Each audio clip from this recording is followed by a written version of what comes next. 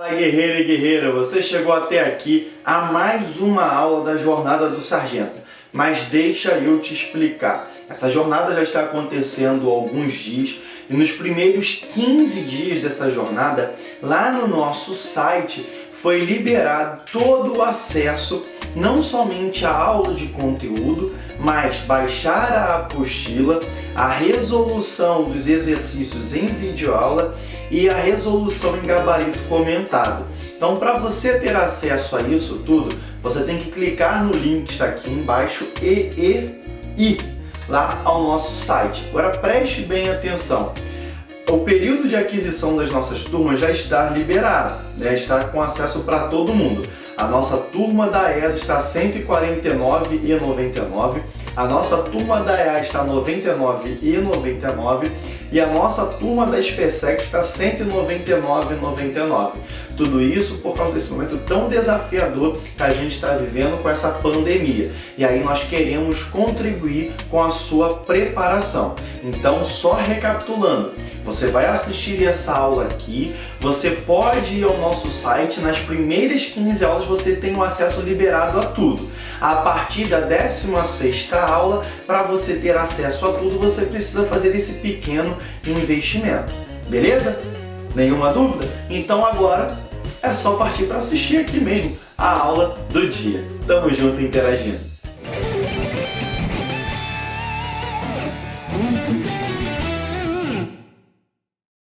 Então vamos lá, pessoal. O que foi exatamente o Barroco? Esse período? O que exatamente foi? Lembrando que na nossa última aula a gente falou muito sobre o quientismo, sobre aquele período do auge do Renascimento, onde o homem passou a ser o centro, onde o capitalismo tomou lugar ao feudalismo. Lembra? Lembra que a gente colocou isso? Falamos das grandes navegações, colocamos tudo isso. Se você não se lembra, volta lá na aula anterior sobre quientismo e dê uma olhada pra gente poder dar continuidade no Barroco. Porque a continuidade da história tá bem aqui. O Barroco a gente pode falar que é o quê? A arte da Contra-Reforma. Lembra que a gente falou sobre a Contra-Reforma? Que nada mais foi do que a reação da Igreja Católica ao quê? Aos protestos que estavam acontecendo. Então, essa reação foi chamada de Contra-Reforma. Mas por que o Barroco é a arte da Contra-Reforma? Justamente porque aconteceu nesse período. Foi, na verdade, o retorno da Idade Média, o retorno ao teocentrismo. O que aconteceu? Quando a Igreja Católica começou a reagir, começou a dar choque, começou a dar um certo conflito no homem.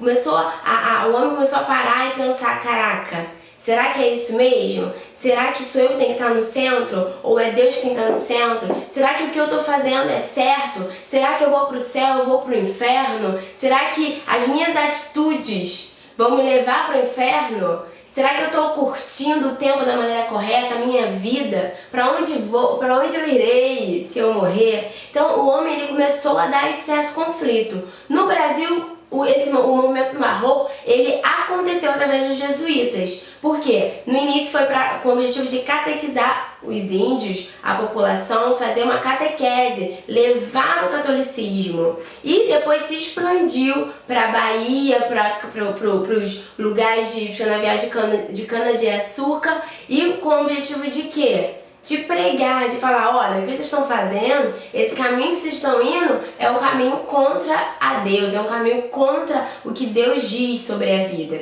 Então começou a dar esse choque de realidade, esse choque de conflito interno do homem. Então, esse conflito, o homem se vê entre o céu e a terra. Tá? Ele começou a conflitar uma política conservadora, que era antes, com uma política renovadora, com uma política conservadora. Renovadora, que é o que? Auge, auge do renascimento, é o homem ser o centro de tudo. E a conservadora é o que a Igreja Católica falava a respeito, é retornar ao homem qual?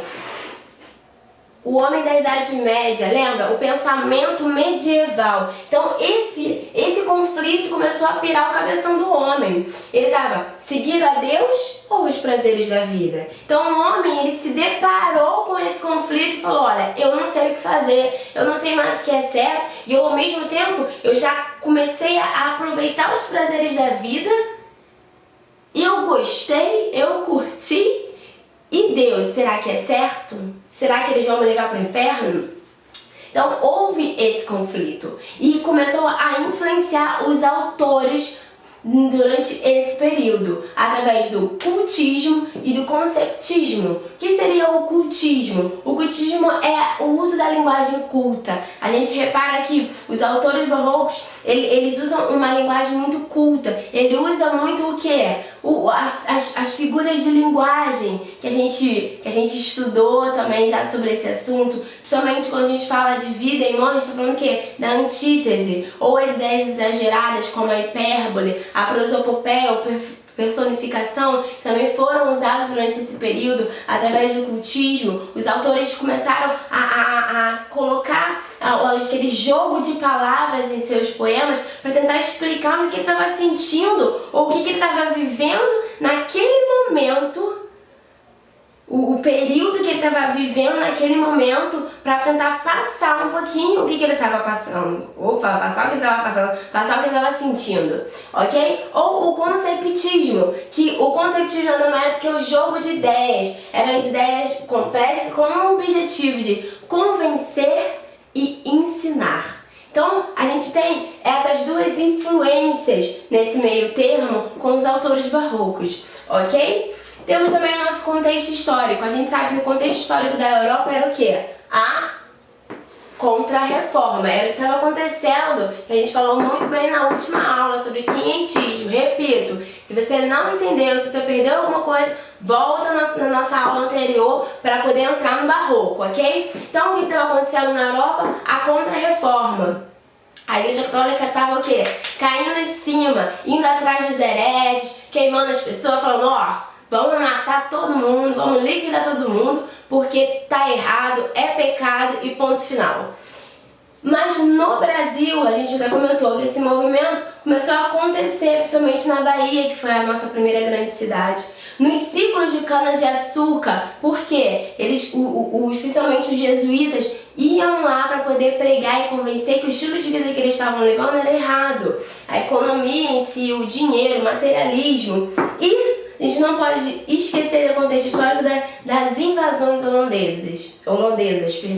Por quê? O que essas invasões têm a ver com esse período? A gente lembra que que o Brasil era colônia de Portugal, mas era financiada pelos holandeses. Quase não sai, né, gente? Era financiado pelos holandeses. Então, se financiava o quê? Eles acharam ouro desde o início? Não.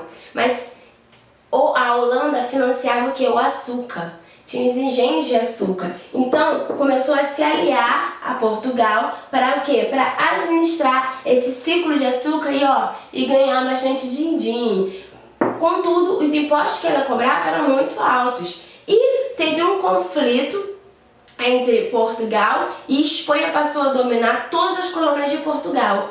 E eliminando o quê?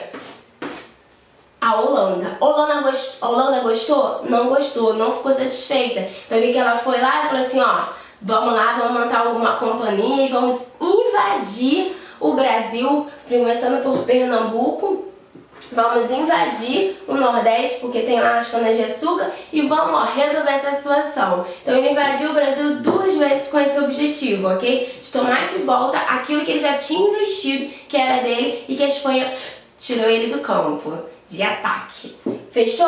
Então, essa foi nossa primeira parte. O retorno do homem, o retorno do teocentrismo, do Deus sendo o centro do homem novamente, trazendo um conflito muito grande para o homem. Agora a gente vai falar um pouquinho sobre esses conflitos, sobre essas características do barroco, ok? Então vamos lá, pessoal, agora vamos falar um pouquinho sobre as características do barroco. Lembrando que o homem está saindo do antropocentrismo, confuso com isso tudo, e entrando no teocentrismo, retornando na verdade. Ele estava ainda em conflito com tudo isso. Devo fazer ou não devo fazer? Devo seguir ou não? Devo curtir a vida ou não? Entendeu? Então, vamos lá, algumas características. O conflito entre o corpo e a alma, é exatamente isso que a gente está falando. Ou seja, eu cumpro os prazeres que há no corpo, os prazeres do corpo, ou eu realmente resgato a minha alma. Resgato a minha alma para Deus, ok?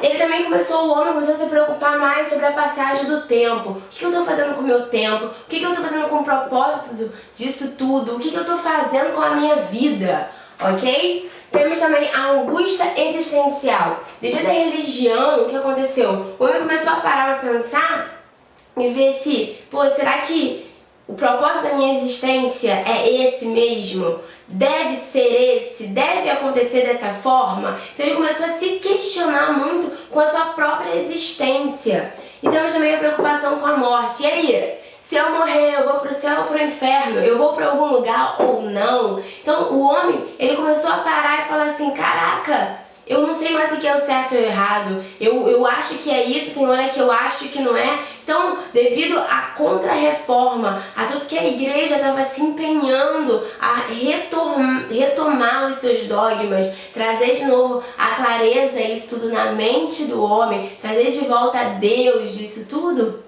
o homem começou a dar certos conflitos. A gente vê isso muito através de quê? Das figuras de linguagem, que a gente pode até colocar aqui como uma característica do barroco. Lembra? A antítese, a metáfora, a hipérbole, todas elas começam a criar forma no barroco. Principalmente a antítese, que fala muito sobre corpo e alma, morte e vida, céu e inferno, esses paradoxos, eles começaram a realmente entrar como característica desse período, principalmente para os poetas. Então, a gente pode começar com o nosso primeiro autor, que é Gregório de Matos de Guerra. Ele nasceu aqui, ele era um dos poucos, ele era brasileiro, nasceu na Bahia, amava a Bahia, falava muito bem da Bahia, mas de repente, às vezes ele tinha meio esses paradoxos. Ele parava e falava assim, será que é assim mesmo? Será que o que eu estou fazendo é certo? Será que é isso que Deus quer? Será que Deus, quem é Deus? Deus existe, ok, vamos lá? Então, a gente vê isso muito em suas obras, num período de lírico e amoroso. Ele homenageava alguém, ele literalmente elogiava alguém nesse período, entendeu? E a religião, o perdão, o arrependimento. Ele curtia bem a vida, curtia bem a noitada baiana, a noitada do Brasil. De repente, no dia seguinte, quando ele acordava, ele falou assim, caraca, será que o que eu fiz é certo? E dava vontade, dava aquele sentimento de se arrepender, de pedir perdão a Deus, de ir até Jesus e falar, caramba, vacilei, mas ao mesmo tempo, no dia seguinte, ele fazia tudo de novo. Então a gente também tem o perdão, o arrependimento e as figuras bíblicas que usava muito em seus poemas, ok? Temos também as sátiras, as críticas, os palavrões, que o tornou o apelido, Boca do Inferno, porque quando ele tava com a pá virada, gente, quando ele queria falar mal de tudo e de todos, sobrava até pra amada Bahia que ele gostava tanto. Então, ele criticava e às vezes em seu poema usava até palavras de baixo escalão, poemas. Dentro da sua apostila vai ter alguns poemas de Gregório de Matos que vão ter muito claro esses termos. Por quê? Tinha hora que ele começava a falar, começava a criticar tudo, começava a criticar a religião, começava a criticar o próprio Jesus e ele começava a ser sem papas na língua. Então ele literalmente era um autor que tinha praticamente todas as características do barroco. Esse conflito existencial, esse conflito entre corpo e alma, aos prazeres da vida, ele descreveu muito bem em seus poemas. A gente também pode falar do Padre Antônio Vieira, o imperador, como título de imperador da língua portuguesa. Por quê? Ele fala através de suas profecias profecias, através das suas cartas que ele também usava, e suas obras também nos seus sermões. Porque ele era muito crítico de vez em quando. Ele jogava um debate no ar em seus sermões, até mesmo criticando a própria Igreja Católica, os próprios companheiros dele, os padres. Então ele tinha também essas características do barroco, desse homem em conflito, aparecia muito bem em seus sermões. Nós também temos o Bento Teixeira. O Bento Teixeira, ele tem ele é muito pouco mencionado. Ele é pouco mencionado, pouco falado até, mas ele é uma figura importante por causa do seu poema Prosopopeia. Então, esse poema, ele tá na sua apostila. Releia, leia, releia. Analise cada um desses poemas, tanto de Gregório de Matos, como do Padre Antônio Vieira, como do Bento Teixeira, porque é chupetinha no mel, é facílimo, mas uma coisa que você precisa colocar na sua cabeça quando olhar e ver barroco é lembrar que é um conflito existencial, é o quê? É uma arte da reforma, é uma arte, perdão, da contra-reforma. Então, devido à reação da Igreja Católica por causa do Renascimento, porque o homem começou a se colocar no lugar de Deus, a tirar o teocentrismo, devido a essa reação que teve, entramos no período do barroco, que trouxe ao homem, que já estava curtindo os prazeres da vida nos séculos, na noitada e tudo, a parar e a refletir e falar: caramba, será que o que eu estou fazendo realmente é certo? É o que acontece até hoje, né? Acho que a gente vive em um eterno período barroco, que até hoje a gente faz esses questionamentos, né? Quando a gente sabe que, caraca, será que é ou não é? Será que devo ou não devo? Será que isso vai ser bom pro meu corpo ou pra minha alma? Então, eu acho que a gente vive, na verdade, em um eterno período barroco, se a gente for olhar por esse aspecto. Mas, olhar pro barroco, você precisa lembrar do quê? Contra-reforma. A reforma que houve as ações, na verdade, que a Igreja Católica fez para ir contra os protestos que estavam acontecendo pela Igreja Católica. Então, é a retomada do homem medieval, na verdade, do pensamento, do teocentrismo. Então, teve esse choque de realidades sobre o que é novo e o que já existia, se é certo ou não. Ok? Então essa foi a nossa aula sobre barroco. Nos nossos exercícios a gente vai ver como cai na sua prova, como cai na verdade em algumas provas, e você vai ver que é como nós falamos, é chupetinha no mel, é coisa linda demais, ok? Então reveja essa aula, reveja a aula anterior. Embora as questões de concurso militar caiam em média, assim, não muitas, perto da língua portuguesa, cai, dependendo do seu concurso, cai uma sobre as escolas literárias, ou duas, ou três.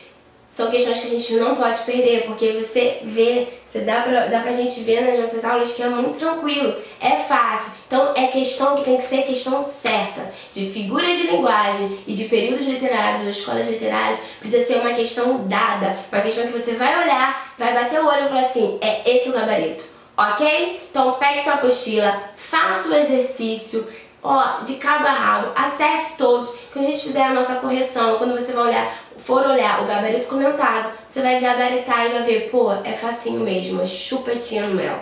Fechou? Então nos vemos na próxima aula. Beijo!